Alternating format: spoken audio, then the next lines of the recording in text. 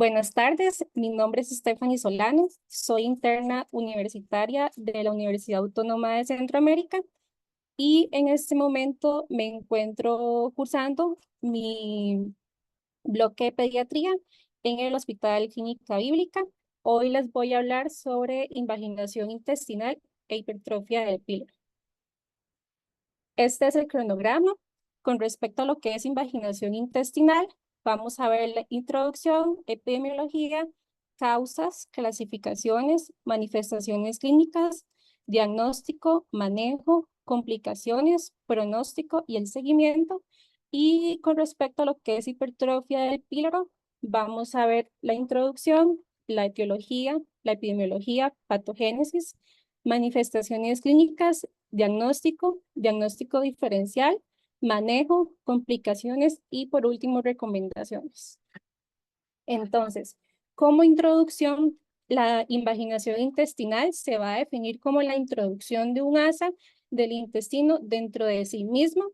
La progresión de este trastorno suele ser de sentido de proximal a distal, más frecuente en lactantes y en edades escolares.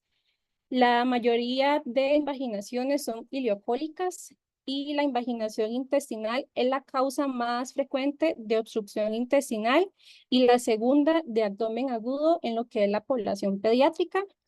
Un 90% de los casos va a ser de origen primario o idiopático y puede llevar a complicaciones como isquemia, necrosis, perforación, hasta peritonitis, y por eso es importante sospechar. De acuerdo a lo que es la epidemiología, esta patología suele suceder en niños de cualquier edad. Sin embargo, va a tener una predominancia por edades jóvenes, sobre todo antes de los 3 años de vida. De acuerdo a lo que es la frecuencia, va a ocurrir entre 4 a 10 meses de edad con un pico a los 6 meses. El 50% ocurre antes del año de vida. Suele ocurrir en lactantes sanos que estén bien nutridos y es más común en varones. Para hablar un poco de su historia, en 1674, Paul Varbertet realizó la primera descripción bibliográfica sobre este tema. En 1871, John Hutchinson hace la primera intervención quirúrgica que fue exitosa y en 1876, Hirschsprung recomienda lo que es el enema hidrostático a presión como tratamiento alternativo para la patología. Con respecto a lo que es la etiología, el 90% de los niños no hay una causa anatómica que se pueda evidenciar. En el 10% de los niños se presenta algún divertículo de Merkel, pólipos, entre otras causas secundarias. Podemos definirlo como la presencia de lesiones anatómicas que va a incrementar esto con la edad a partir de los 2 a 3 años, como lo comenté, divertículos de Merkel, ganglios mesentéricos, linfomas intestinales, pólipos, hemangiomas. Y se ha visto que el 1.5 a 12% de los casos de los niños mayores a 3 años suelen asociar ya una lesión patológica o maligna causante de la invaginación, que ya esto va a ser más manejo quirúrgico. Siguiendo con su etiología, es importante tener en cuenta la vacuna de rotavirus. La primera vacuna fue autorizada para la prevención frente al rotavirus, fue la tetravalente recombinante de Rotachel en 1998. En marzo de 1999 se investiga esta vacuna por 15 casos reportados de invaginación intestinal en Estados Unidos. Y la experiencia de esta vacuna, la tetravalente recombinante, obligó al desarrollo de vacunas de segunda generación frente al rotavirus, que fue la pentavalente bovina humana vacuna recombinante y la monovalente atenuada de rotavirus humanos. Estas fueron autorizadas en el 2006. De acuerdo a lo que es su clasificación, podemos definirlo en topográficas y también de acuerdo a su evolución. En topográficas lo vamos a dividir de intestino delgado, yeyuno, yeyunal, yeyuno ilial y ilioilial, de intestino grueso, la colocólica y mixta, donde tenemos que la más común, que es la ileocólica. Y de acuerdo a su evolución, podemos definirlas como agudas, crónicas o recurrentes. Dentro de sus manifestaciones clínicas, la forma clásica de la presentación solo suele estar presente en el 30% de los niños. Un lactante eutrófico con aparición súbita de dolor abdominal en forma de cólicos que se va a tornar pálido, sudoroso, el niño llora y flexiona las extremidades sobre su abdomen. Entre las crisis del dolor del niño puede mostrar signos de letargo que aparecen en más del 50% de los casos, aún con pocas horas de evolución del cuadro, asociados a vómitos, deposiciones con sangres oscuras, que esas son llamadas heces en jalea de Grosella. Y acá les quiero mencionar sobre un caso ocurrido recientemente en emergencias del Hospital Clínica Bíblica de un niño que lucía perfecto y de un pronto a otro, en la guardería menciona a su madre que se desvaneció y solo de antecedentes, según su madre, tenía diarrea, según ella, de pocos días de evolución, 3 días de evolución. Entonces, como signos clásicos que podemos encontrar o evidenciar en los pacientes: dolor abdominal intenso en crisis, vómitos, palidez facial, llanto incontrolable, rigidez, falta de la respuesta a las medidas de consolación de sus padres, hiperextensión, forcejeo, que va a cesar repentinamente. Y conforme va presentando más dolor, el paciente va a presentar poca respuesta a los estímulos, somnoliento, agotado, las heces de jalea de Grosella, una masa palpable en los momentos de calma, más común en el cuadrante medio o superior derecho del abdomen. Con respecto a su diagnóstico, el examen físico muy importante. Entonces tenemos el niño que luce bien, está bien, y de un pronto a otro está gravemente enfermo.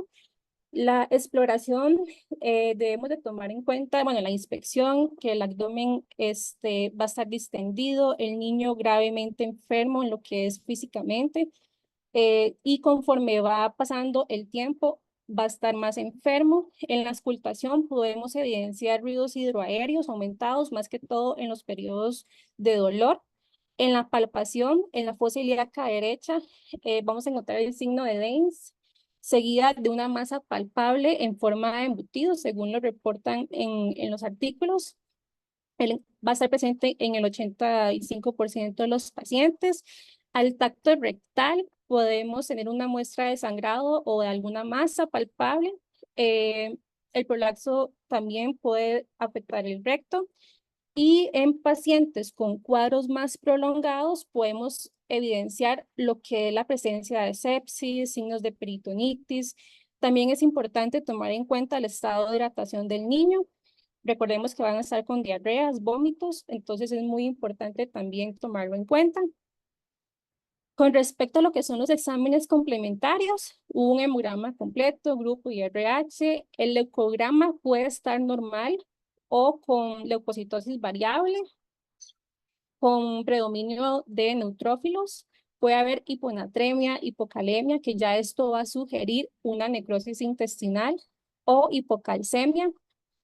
Por eso es importante también pedir siempre glóbulos rojos empacados, esto a 16 cc por kilogramo, y la gasometría arterial en caso de que sospechemos acidosis metabólica. Ahora bien, los estudios imagenológicos, de acuerdo a lo que es las imágenes radiográficas, podemos pedir una radiografía simple de abdomen, de pie o acostado, y vamos a notar disección abdominal o patrón intestinal, algunas asas delgadas distendidas con niveles hidroaéreos, ausencia del borde del borde hepático, ausencia de aire en la fosa ilíaca derecha y el recto, imagen de grano de café, imagen endiana. También vamos a tener importante datos de obstrucción intestinal, que estos van a aparecer tardíamente. En la ecografía o ultrasonido, en el estudio, es el estudio de elección y se pide de forma urgente, ya sea si el paciente está estable o no. Y los signos que vamos a encontrar en la imagen de Diane, que esta va a ser transversal, y la de Souto de riñón, que va a ser longitudinal. En esta imagen, a mano derecha, donde está el puntero, podemos observar el pseudoriñón, y en la segunda imagen, donde está el círculo negro, podemos ver la imagen en Diana. ¿Qué ventajas tiene la ecografía? Bueno, la sensibilidad y la especificidad cercanas al 100%, puede ser realizada rápidamente, que nos permite hacer un diagnóstico de invaginación ilio-ilial, va a tener ausencia de radiaciones ionizantes y que podemos identificar si hay causas anatómicas que lo estén provocando. El colon por enema es el diagnóstico y es de tratamiento también. En un paciente estable que esté sin deshidratación, sin líquido libre, se puede hacer la desinvaginación hidrostática, que consiste en colocar una sonda Foley en el ano del paciente y se procede a insuflar el balón y se coloca barrio con el paciente acostado, eso es a presión. Es importante tener en cuenta también que la invaginación y la desinvaginación suelen ser dolorosas, por ende debemos sedar al paciente para poderlo realizar. Si tiene menos de 12 horas de evolución, se puede utilizar morfina a 0.1 miligramos por kilogramo intravenoso o midazolam a 0.3 miligramos por kilogramo intravenoso. Y si tiene más de 12 horas de evolución, podemos optar por ketamina, 1 miligramo por kilogramo intravenoso o midazolam a 0.3 miligramos por kilogramo intravenoso. Si el paciente que tiene más de 12 horas de dolor y produce endorfinas para evitar ese dolor, por ende no le podemos administrar morfina, ¿verdad? Esto más que todo porque podríamos provocar un paro cardiorrespiratorio. Ahora bien, con el tratamiento es importante tener en cuenta que actualmente se divide en manejo quirúrgico y manejo no quirúrgico.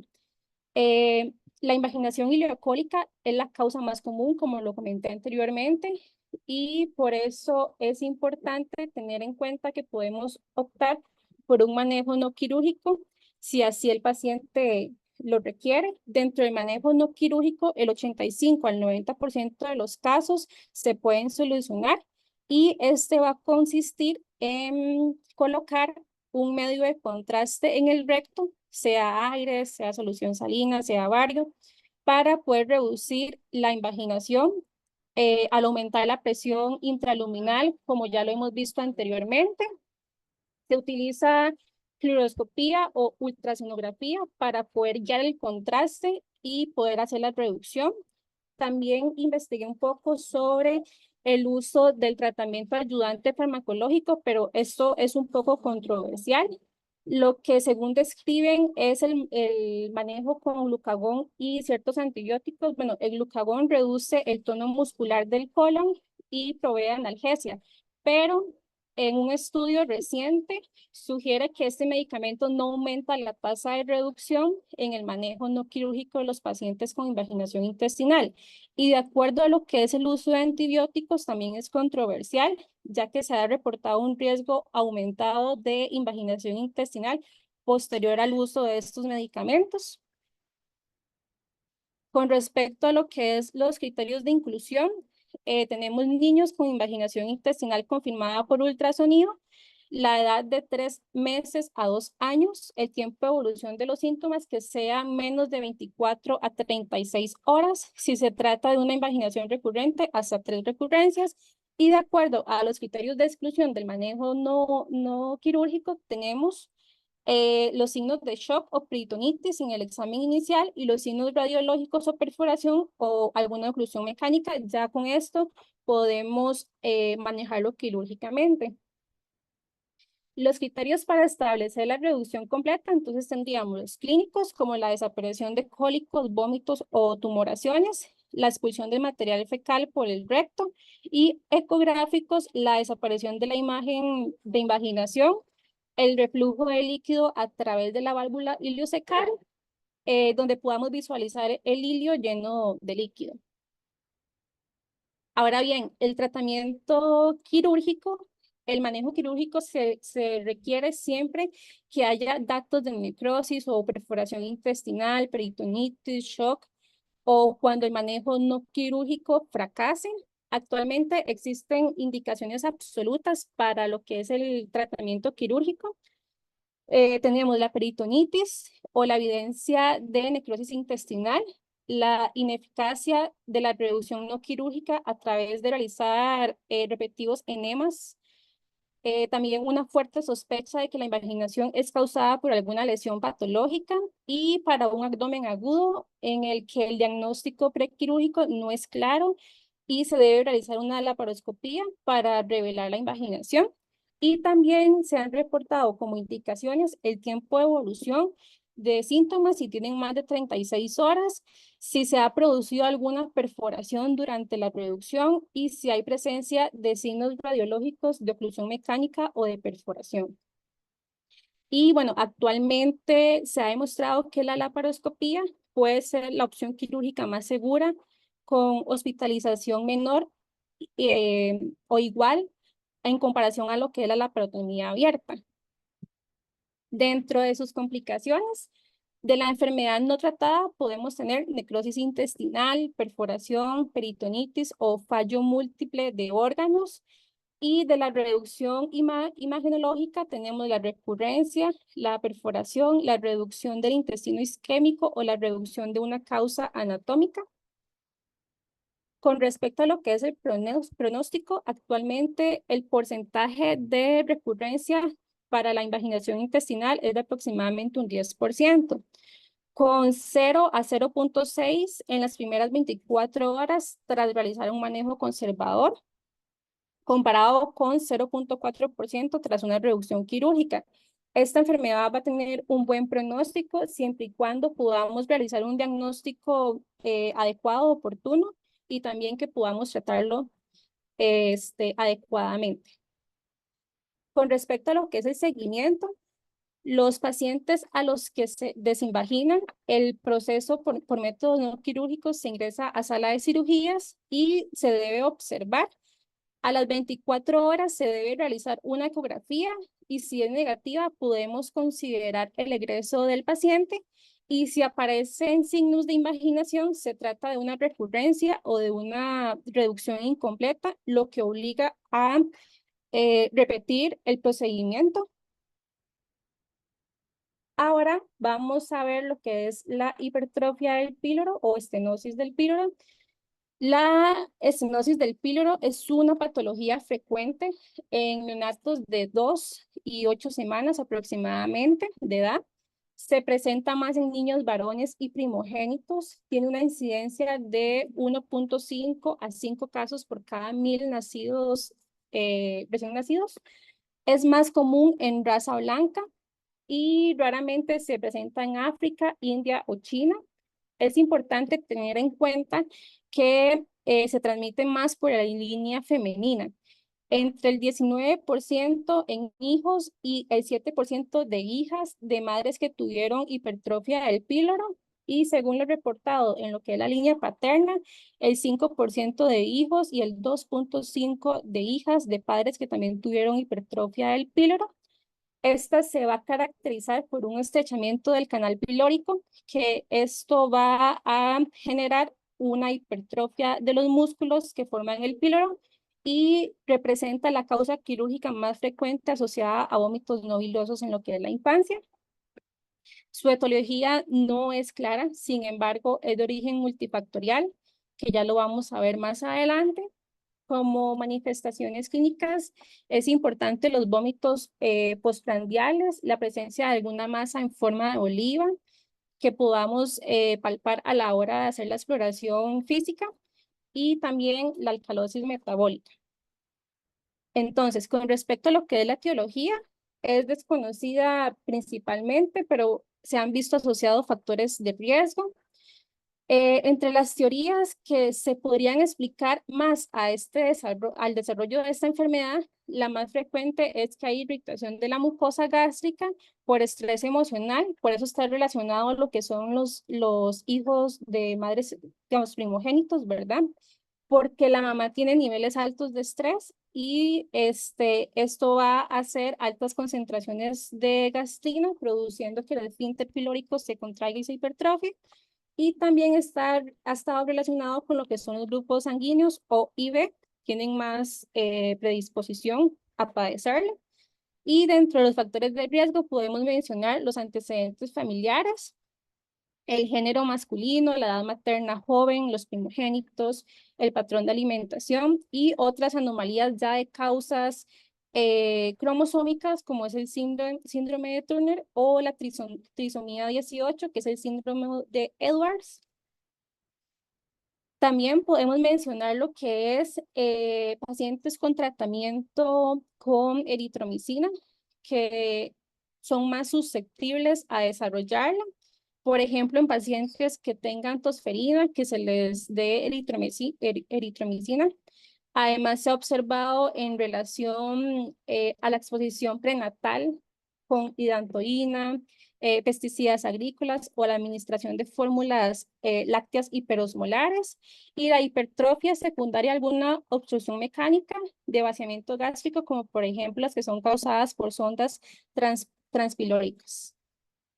Con respecto a lo que es la epidemiología, afecta a neonatos de 2 a 8 semanas de vida. Aproximadamente el 95% de los casos se va a diagnosticar entre 3 y 12 semanas de edad y es una enfermedad más frecuente en raza caucásica. Se ha visto incidencia mayor en lo que es la población rural, lactantes o alimentados con biberón y en meses de verano. Y además en lactantes con grupos sanguíneos B y O. Con respecto a lo que es la anatomía patológica, como mencioné anteriormente, hay un engrosamiento de la musculatura del píloro con aumento del tamaño de las fibras circulares sin incremento real del número de células. O sea, esto quiere decir que va a haber hipertrofia, pero no hiperplasia. Y esto puede provocar edema, hasta úlcera de la mucosa gástrica, porque el estómago va a luchar contra esa obstrucción del píloro y esto va a provocar distensión del estómago con engrosamiento de sus paredes. La hematemesis, que es el vómito con sangre, es el principal signo que a los padres les preocupa.